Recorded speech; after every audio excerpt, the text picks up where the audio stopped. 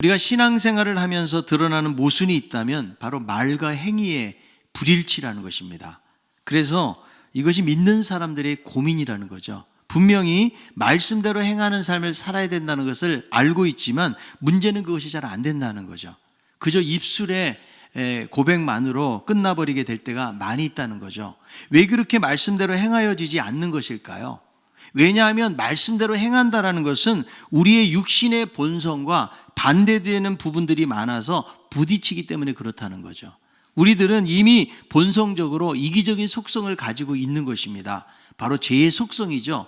자기가 주인 되고 자기중심적인 삶을 살고자 하는 본성이 있다는 거죠.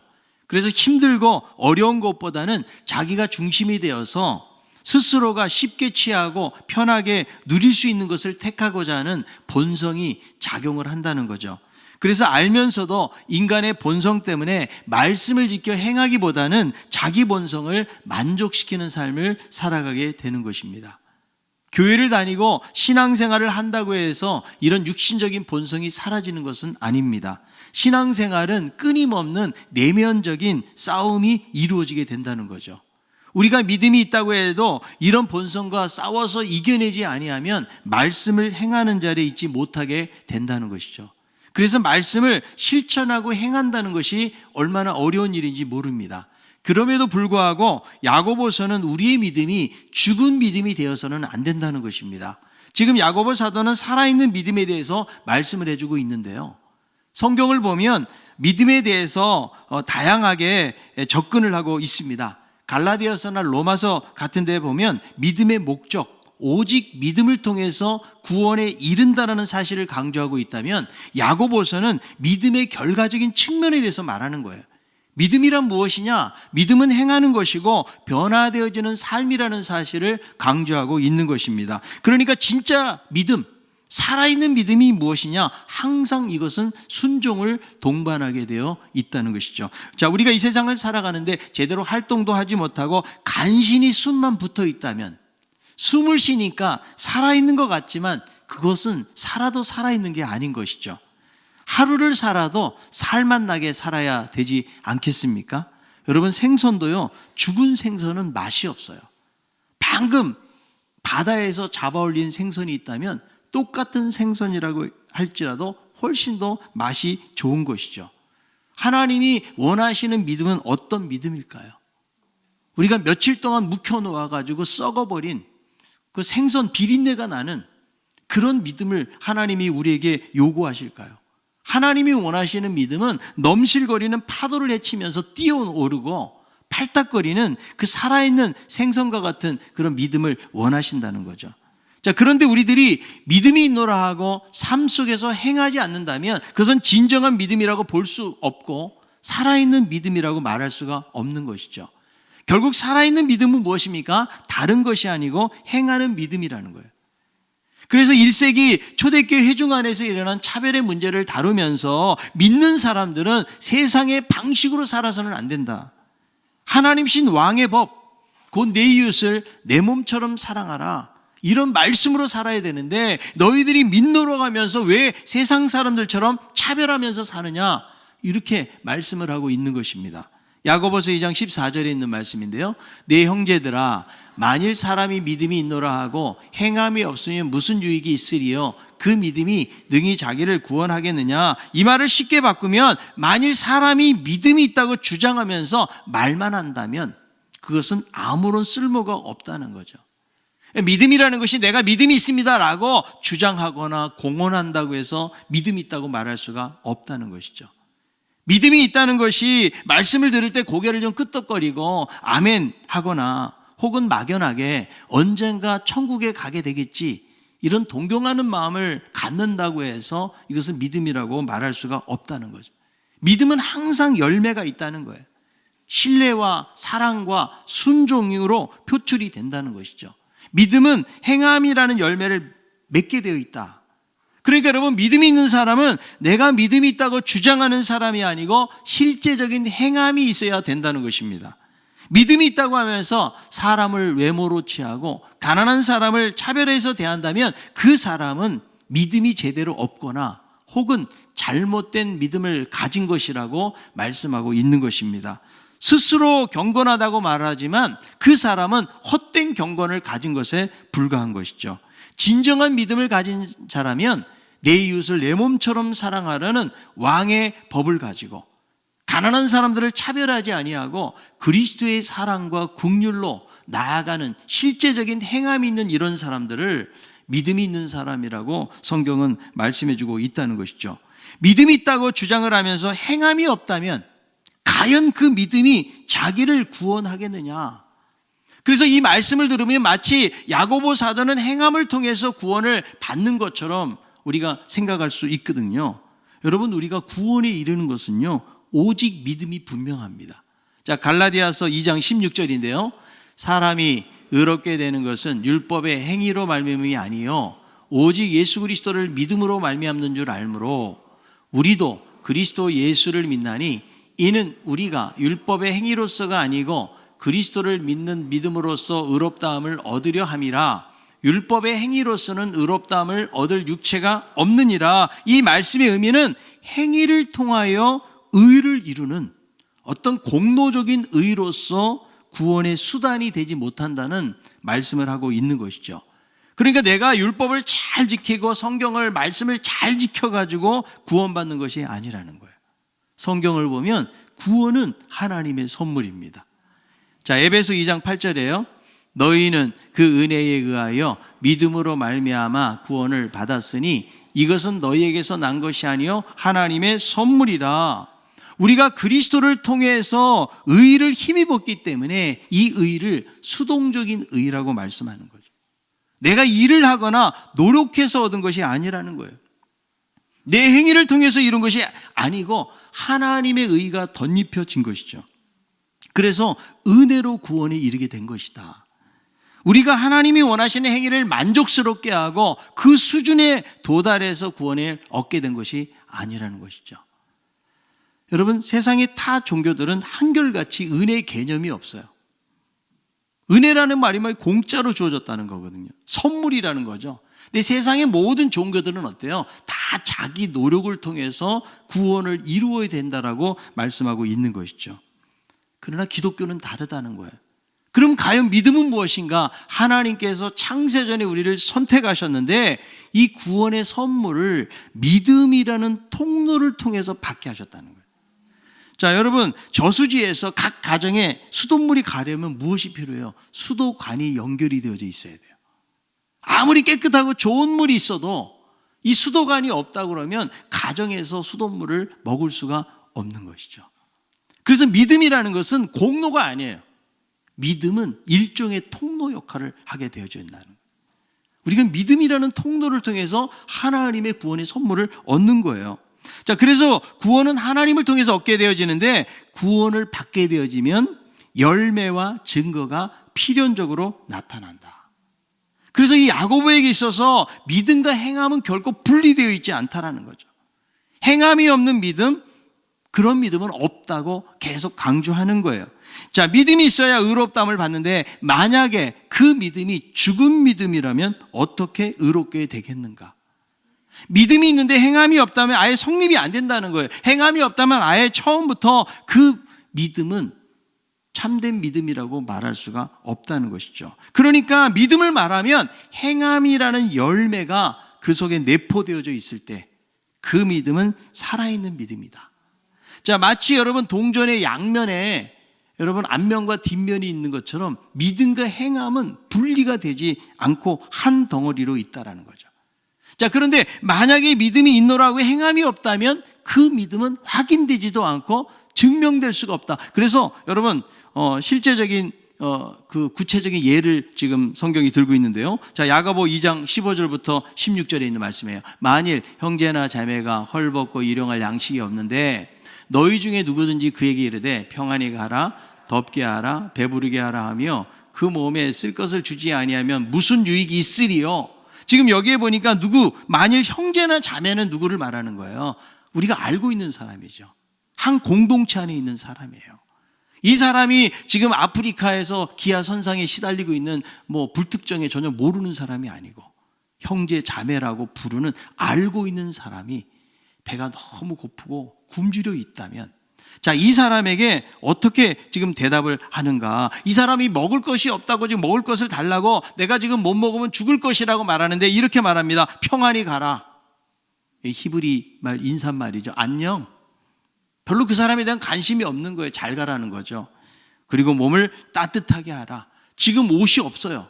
가난해가지고 아주 초라하고 남루한 옷을 입고 있는데 다른 데 가서 옷을 구입하라는 거죠. 그리고 배부르게 하라. 먹을 것도 없는데 알아서 먹으라. 이런 말을 한다면 아무런 유익이 없다는 거예요. 실제적으로 굶주리고 고통스러워하는 사람이 있는데 주여 믿습니다. 하나님이 도와주실 거예요. 이런 말만 가지고는 우리의 믿음이라고 말할 수가 없다라고 이야기하는 거죠.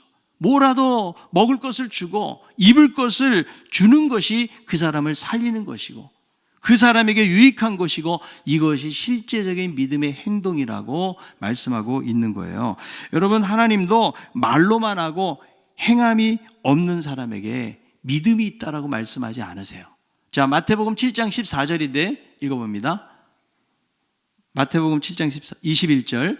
나더러 주여 주여 하는 자마다 다 천국에 들어갈 것이 아니요 다만 하늘에 계신 내 아버지 뜻대로 행하는 자라야 들어가리라. 주여 주여 하는 자마다. 여러분, 우리들도 생활 속에서 주여를 얼마나 많이 하는지 몰라요. 길 가다 넘어져도 주여, 머리를 부딪혀도 주여, 그리고 간신히 지하철 타면 주여. 주여가 생활화되어 있다는 거죠. 근데 주여 주여 한다는 것은 무엇을 말하는 거예요? 주님의 이름을 부르는 것으로 말만 하는 것이지 이것은 믿음으로 증명될 길이 없다. 그래서 행함이 없다면 그 자체가 죽은 믿음이라는 거예요. 여러분, 덴마크의 철학자 키에르케고르가 교회에 다니는 교인들을 향해서 집 거위와 같다고 비유한 이야기가 있어요. 거위 교인들이 주일마다 뒤뚱거리면서 교회에 와서 예배를 드리고 말씀을 열심히 들어요. 그때 설교자 거위가 설교를 하는 거죠. 우리는 더 이상 뒤뚱거리면서 걷지 않아도 됩니다. 이 좁은 장소에만 머물러 있을 필요도 없어요. 저 창공으로 날아갈 수가 있습니다. 더 먼 지역으로, 더 축복된 그런 땅으로 날아갈 수가 있습니다. 그러면 거위들은 매 주일마다 같은 말씀이 선포될 때에 아멘으로 화답한다는 거예요. 그런데 예배가 마친 다음에 날아서 집으로 가는 것이 아니고 일렬로 서서 뒤뚱거리면서 집으로 돌아간다는 거죠. 그러니까 말씀을 듣고도 그대로 순종하지 않는 것을 풍자적으로 비유를 통해서 말하고 있는 거예요. 여러분, 마찬가지로 믿음도 행함이 없으면 죽은 믿음이에요. 그 믿음은 믿음인데 믿음이 아닌 거예요. 여러분, 사람이 죽었으면 사람은 사람인데 사람이 아닌 거예요. 소용없는 믿음, 허탄한 믿음, 헛된 믿음. 그래서 믿음에는 증명이 필요한 것이죠. 자, 예수님이 십자가 못 박혔을 때 강도 두 사람이 양쪽에 못 박혔어요. 근데 어느 한편 강도는 구원을 받게 되는 거예요. 자, 그 한 사람은 평생 강도짓만 하고 죽음을 기다리는 순간에 예수님을 만난 거예요. 여러분, 이 사람이 할 수 있는 일은 뭐예요? 그냥 주님을 신뢰하고 자신의 인생을 맡기는 기도만이 간신히 할 수가 있는 것이죠. 그래서 당신의 나라가 임할 때 나를 기억해 달라는 기도를 하게 됩니다. 자, 우리들도 예수 믿고 이 강도처럼 십자가에 못 박혀 있는 상황이라면 고백밖에 할 것이 없는 거죠. 우리 주님은요, 이 강도를 받으신 거예요. 이 사람의 믿음의 고백만으로도 그의 신앙은 증명이 된 거죠. 그런데 여러분, 우리들은 지금 십자가의 강도처럼 못 박혀 있는 상황이 아니라는 거예요. 우리의 행함으로 얼마든지 증명해 보일 수 있는 삶의 기회와 시간들을 하나님께서 우리들에게 주셨다라는 거죠. 여러분, 하나님은 정말 도움이 필요한 사람에게는 그 고백도 받으세요. 그래서 십자가의 강도처럼 평생 예수 안 믿고 나쁜 짓만 하고 살았지만 죽기 전에 내가 예수님을 영접합니다, 이래서 하나님 나라에 간 사람들도 있다라는 것이죠. 그 사람에게는 그때 그것이 최선인 거예요. 자, 우리들은 예수 믿는다고 하면서 마치 십자가의 강도처럼 최후의 고백으로만 하나님께 나아갈 수 없다는 거죠.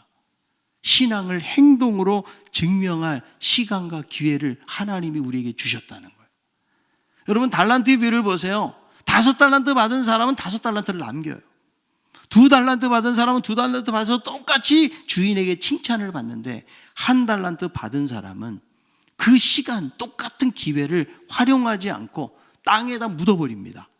그래서 악한 종이라고 책망받는 모습을 볼 수가 있거든요. 여러분, 신앙은요, 삶으로 증명해 내야 된다라고 계속 강조하고 있는 거예요. 우리 중등부의 정진혁 전도사님이 한식 조리사 자격증이 있다는 거예요.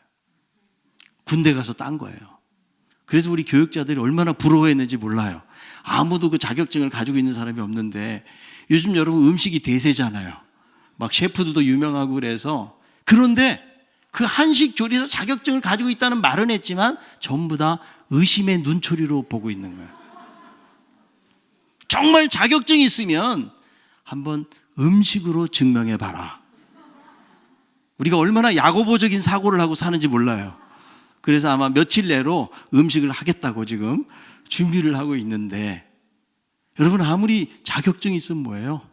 자격증 가지고도 제대로 음식을 못 만들면 그 사람은 자격 있는 사람이라고 말하기가 어려운 거죠. 여러분, 운전면허증이 있어요. 그런데 10년 동안 장롱면허증이야. 운전을 못해. 실제로 면허증이 있으면 이것을 가지고 운전하는 사람인데 운전면허증만 있지 운전을 못한다면 그것은 제대로 운전을 못하는 사람이라고 말할 수밖에 없는 것처럼, 믿음도 우리의 입으로 내가 이런 자격증이 있어요, 내가 교회를 얼만큼 다녔어요, 내가 이런 고백을 해요, 아무리 그런 말만 한다고 할지라도 실제적인 행동이 없다 그러면 여러분, 그 믿음은 살아있는 믿음이라고 말할 수가 없다라는 거예요. 그 믿음이 어찌 자기를 구원하겠느냐. 그래서 하나님이 원하시는 믿음은 어떤 믿음이에요? 생명력이 넘치는 활기찬 믿음이 있어야 되지 않을까요, 여러분?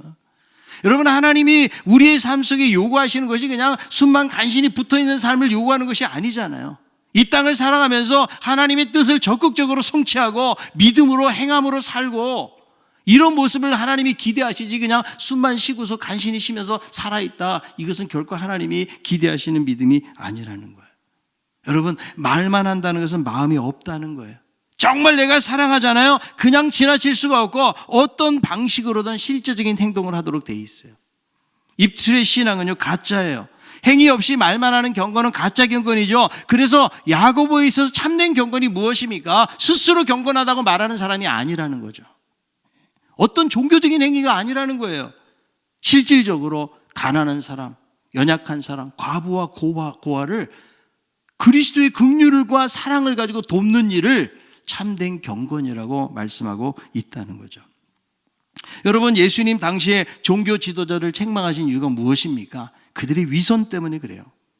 그들은 하나님의 말씀을 열심히 연구하고 토론도 많이 하고 말씀과 함께 살았어요. 그러나 정작 그 마음속에 말씀에 대한 핵심적인 그 마음이 없는 거죠. 그래서 사람들에게 보이기 위해서 생생내는 삶을 살았는데 그것을 바로 위선이라고 말하는 거예요. 위선이라는 말은 원래 원어적인 의미가요, 연극한다는 말이죠. 실제가 아니고 외형적으로 그럴듯하게 보이게 한다는 거예요. 여러분, 연기하는 사람들 보니까 정말 눈물을 잘 흘리더라고요. 어떻게 저렇게 닭똥 같은 눈물이 나올까. 그래서 감동을 받는데, 정말 잘하는 연기자들은 그것이 가능한 거죠. 그런데 연기할 때 집중이 안 돼가지고 눈물이 좀 안 나올 수도 있잖아요. 그럴 때 하는 방법이 있답니다. 눈 밑에다가 뭐를 바르면 눈물이 나온다는 거예요. 그래서 우리가 볼 때는 정말 슬프고 나도 울고 정말 리얼해요. 그러나 그것은 실제와 연극은 다르다는 거예요. 정말 믿음이 있다면 마음도 따르고 행동도 따르게 되는 것이죠. 행함이 없으면 그 믿음은 죽은 믿음이라는 거예요. 야고보 2장 17절에요. 이와 같이 행함 없는 믿음은 그 자체가 죽은 것이라. 그러니까 믿음은 행함이라는 열매가 없다 그러면 죽은 믿음이라는 거예요. 그냥 알고만 있는 믿음이나 확신이 있다고 하면서 지키지 않는 그런 믿음은 죽은 믿음이요, 헛된 믿음이다. 그러니까 여러분, 바르게 말한다고 믿음이 아니고 실제적인 행동이 동반되지 않으면 아무 소용없는 믿음이다. 자, 야고보 2장 18절이에요. 어떤 사람은 말하기를 너는 믿음이 있고 나는 행함이 있으니 행함 없는 내 믿음을 내게 보이라. 나는 행함으로 내 믿음을 내게 보이리라 하리라. 만약에 어떤 사람이 믿음과 행함을 분리해가지고 행함도 없으면서 믿음이 있다고 말한다면 그것은 말이 안 된다는 거예요. 나는 행함으로 믿음을 보여주겠다. 행함이 있어야 믿음의 진실성이 드러나게 되는 거죠. 여러분, 말로는 우리가 못할 게 뭐가 있어요? 내가 사랑합니다, 사랑합니다, 사랑합니다.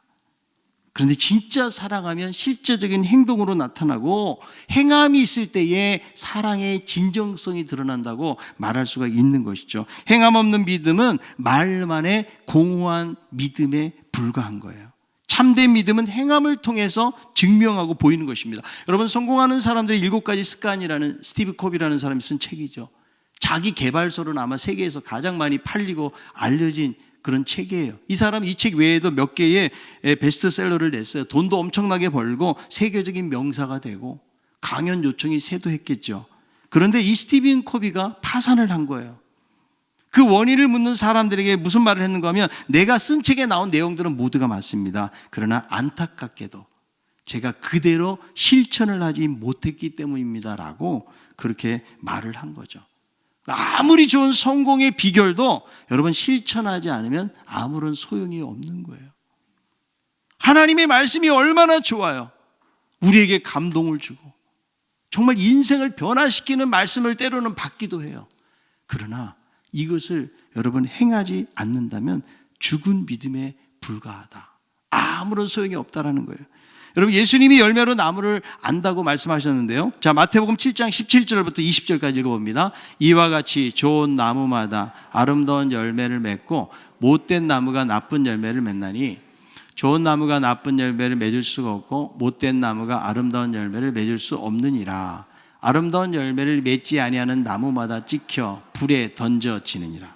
여기 보면 2가지 나무가 있죠. 하나는 좋은 나무, 하나는 못된 나무예요.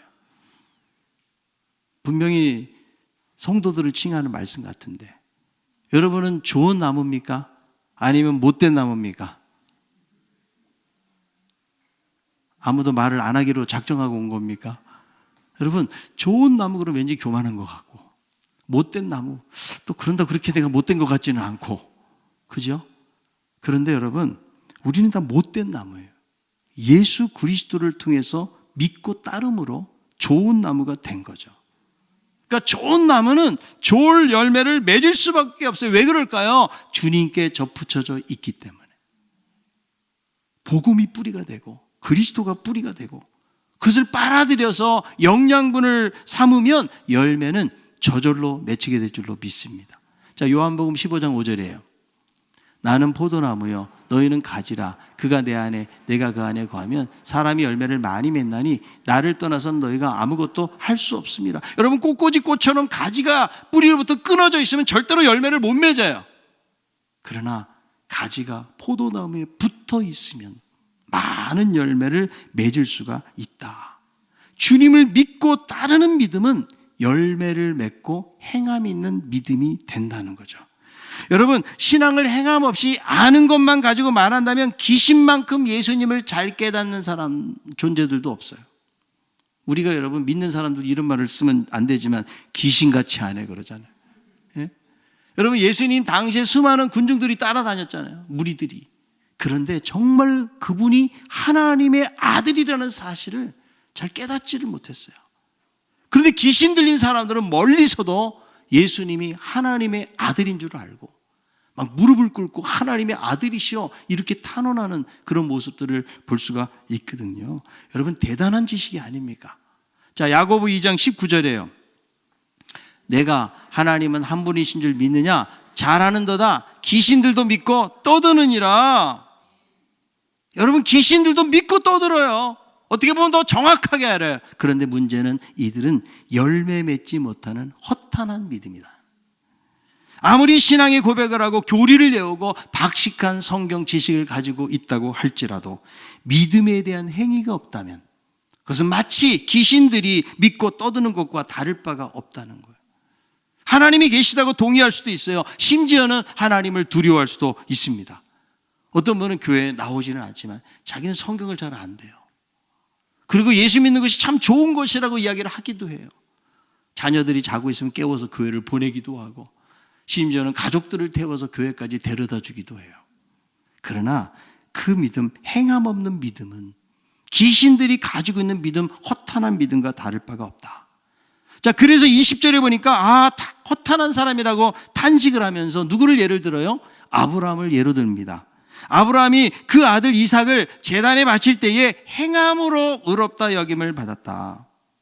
그러니까 야고보 사도는 아브라함의 믿음을 어떻게 보는 거예요? 행함을 통해서 의롭다 여김을 받았다는 거예요. 이것 때문에 종교개혁자 루터가 지푸라기 서신입니다. 야고보서는. 여기에는 복음이 없다라고 말을 한 거죠.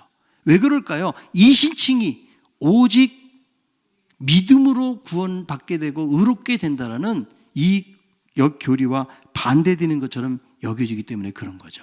자, 로마서 3장 28절을 봅니다. 그러므로 사람이 의롭다 하심을 얻는 것은 율법의 행위에 있지 않고 믿음으로 되는 줄 우리가 인정하노라. 분명히 행위에 있지 않다라고 이야기했죠. 자, 아브라함에 대한 말씀도 나 로마서 4장 2절이에요. 만일 아브라함이 행위로서 의롭다 하심을 받았으면 자랑할 것이 있으려니와 하나님 앞에서는 없느니라. 그래서 여러분, 이 바울이 주신 바울 서신에 있는 말씀하고 야고보서의 말씀이 마치 모순되는 것처럼 여겨지는 거죠. 지금 야고보는 라합도 이야기하면서 실제적인 행동으로 말미암아 그들이 의롭게 되었다라고 이야기하고 있거든요. 그런데 이것은 모순이 아니고요, 바울과 야고보의 지필 목적과 대상이 다르기 때문에 그런 거예요. 지금 사도 바울은 칭의의 근거, 수단에 대해서 말해주는 거죠. 우리가 하나님 앞에서 의롭다 여김을 받고 나아갈 수 있는 방법에 대해서 말하고 있지만, 야고보 사도는 우리가 칭의를 받았다면 과연 무엇으로 증명할 수 있느냐, 이거를 지금 묻고 있는 거예요.